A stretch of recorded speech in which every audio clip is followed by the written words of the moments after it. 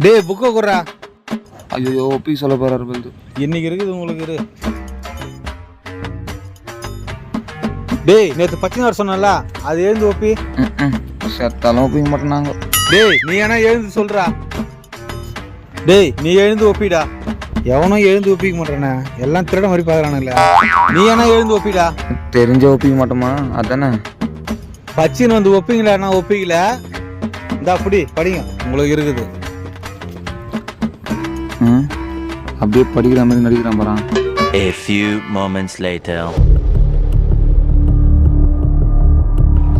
சரி நீங்க படிக்க மாட்டீங்க, டைம் ஆயிடுச்சு. ஒரு ஆள் போய் பெல் அடிடா. டேய் வீட்டுக்கு வாடா வாடா. ஏது எங்க வரானுங்க?